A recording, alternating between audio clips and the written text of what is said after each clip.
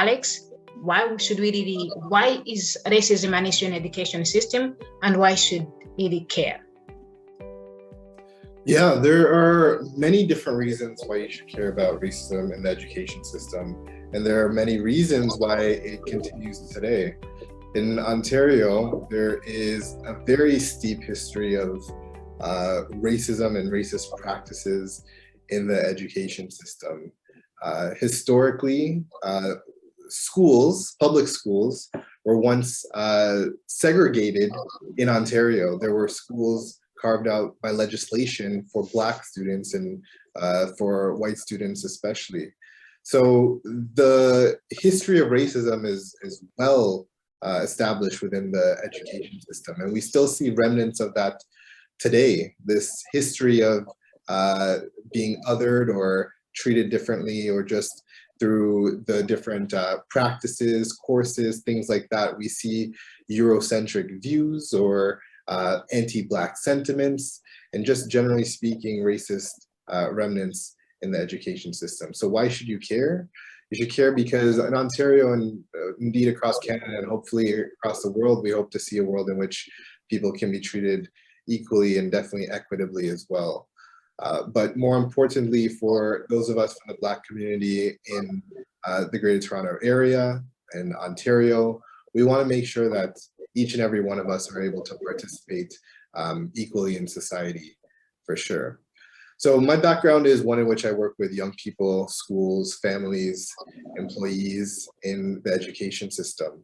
I provide services to families who might identify human rights issues, specifically anti-Black racism, much like in the case of this young Black girl in 2016 who experienced being handcuffed by police. That's one of the most egregious acts of anti-Black racism I've ever seen in schools. But we have to understand that when you have this experience of anti-Black racism in schools, it's not just limited to the school experience, even when you're trying to resolve it. What I mean by that is you might have a school expulsion, you could have a human rights complaint. At any rate, you're gonna have to use a system you would hope to be able to use a system to resolve that aspect of discrimination. When I think about things like school expulsion, school exclusion hearings, things of that nature, I still don't view those systems and those mechanisms as being neutral or not racist or not discriminatory or not oppressive in any way. I still view it as a mechanism of discrimination, of oppression still. And that's because you're working within a system that is already flawed. So when you do have an experience where there may be anti-Black racism in school, your hope is that the mechanisms and policies in place are going to be neutral or independent enough to ensure that you can navigate and make sure you resolve the anti-Black racism issues. But through my experience, the oppressive nature of some of these systems only compound when you have anti-Black racist experiences. What I mean by that is, if you do experience some form of discrimination, you might have a decision maker who is unfamiliar with discrimination and specifically anti-Black racism. So the way in which the issue becomes resolved is it's actually not resolved. If we take it back to the issue of the young Black girl in 2016, even the Human Rights Tribunal, to some degree, is not sufficient enough to address some of these concerns, in my view. I think I recall the decision in that matter. Correct me if I'm wrong, anyone.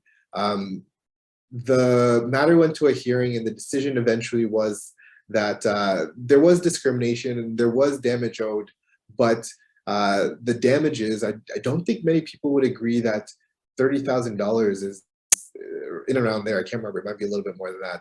How much a child who's handcuffed at school by two officers, that's how much value or how much compensation is worth for that experience. The experience of discrimination, in my view, especially anti-Black racism and the ways in which it affects you mentally, physically, emotionally, and all that stuff, is way more, in my view, than $30,000 in compensation.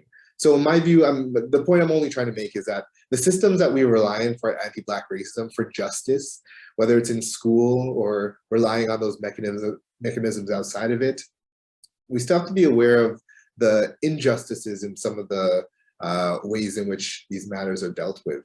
And discrimination itself is not, it takes many different forms for sure.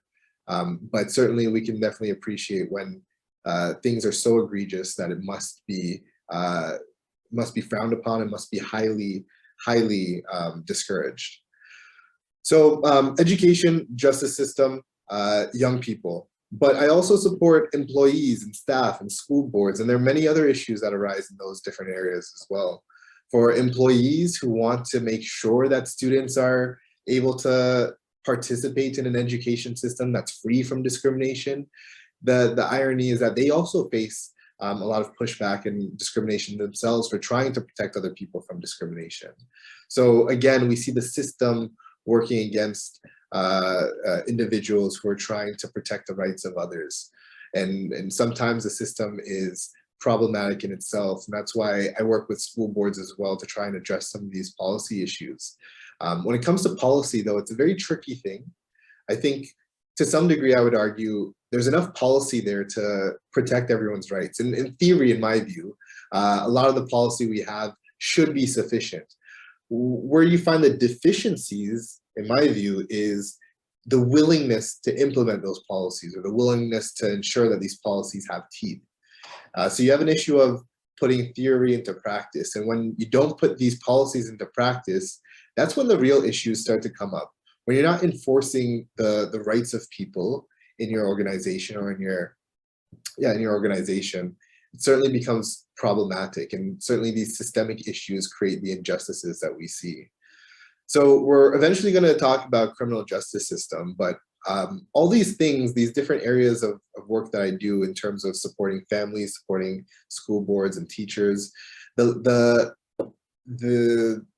effects that it has on young people to not have an environment conducive to anti-discrimination is that it puts students in a precarious position. You see students disciplined more often, where in Ontario, we know the facts are, the stats read that racialized students are disproportionately impacted by discipline, suspensions and expulsion, and even exclusions as well.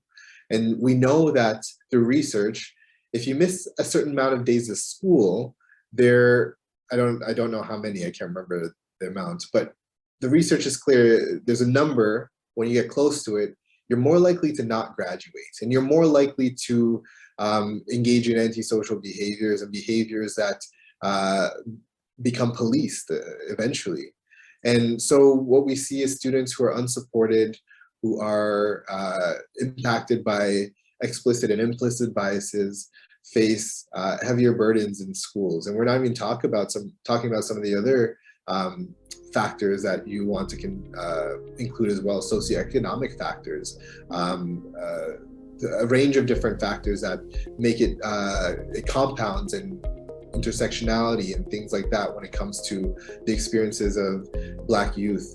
So these all impact the outcomes, and eventually we're going to talk about the criminal justice system, but I just want to put an emphasis on the education system and how many of it starts there. Much of it starts there. The ability to succeed in life really depends on our ability to protect our young people from injustices just in the school system before they get out of it.